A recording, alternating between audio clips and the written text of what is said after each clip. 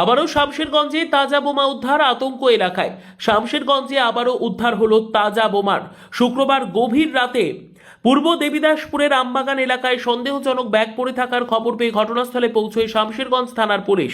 আমবাগানের ঘন ঝোপের নিচে ফেলে রাখা ব্যাগটি খুলতেই বেরিয়ে আসে একাধিক দেশি তাজা বোমা। পুলিশ দ্রুত চারিদিক ঘিরে ফেলে, এলাকাটি নিরাপদ করে এবং ঘটনার গুরুত্ব বুঝে তৎক্ষণাৎ বোম স্কোয়াডকে খবর পাঠানো হয়। স্থানীয় বাসিন্দারা জানান, ব্যাগটি আগে কখনো সেখানে দেখা যায়নি। কে বা কারা এতগুলি বোমা রেখে গেছে তা নিয়ে এলাকা জুড়ে তীব্র জল্পনা কল্পনা শুরু হয়েছে। পুরো বিষয়টি তদন্ত করে দেখছে শামশেরগঞ্জ থানার পুলিশ প্রশাসন। ঘটনার পর গোটা এলাকায় চাঞ্চল্যের সৃষ্টি হয়। আমবাগান ও আশপাশের গ্রামগুলিতে ভয় আতঙ্ক ছড়িয়ে পড়েছে। পুলিশের প্রাথমিক অনুমান, কোনো নাশকতামূলক উদ্দেশ্যে বোমাগুলি সেখানে রাখা হতে পারে। ঠিক কী কারণে বোমাগুলি রেখে যাওয়া হয়েছে এবং এর সঙ্গে কারা যুক্ত তা জানতে ইতিমধ্যেই তদন্ত শুরু করেছে শামশেরগঞ্জ থানার পুলিশ। মুর্শিদাবাদের শামশেরগঞ্জ থানার আইসি সুব্রত ঘোষের তৎপরতায় বড়সড় বিপদ এড়ানো গেল। তোমাদের এখানে একটা জায়গায় বোমা উদ্ধার হয়েছে, কতটা আতঙ্কিত তোমরা? আমরা তো অনেকটা আতঙ্কিত, সাধারণ মানুষ সব।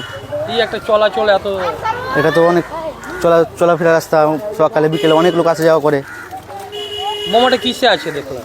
বোমাটা অ্যাকচুয়ালি ব্যাগে আছে। কতটা হতে পারে আনুমানিক? বোমার পাশে তো আমরা যাইনি, মিনিমাম হতে পারে 4-5টা, যেই হোক একটা ব্যাগে আছে। কার বাগান এটা? এটা নূর কোম্পানির বাগান। তোমার নাম? আমার নাম রকি শেখ। কোন গ্রাম এটা? এটা বাউপুর আমরা বলি, কিন্তু এটা 2-3টা গ্রাম পরে। ঘনশ্যামপুর পরে, ফুলতলা পরে, রঘুরঞ্জনপুর পরে।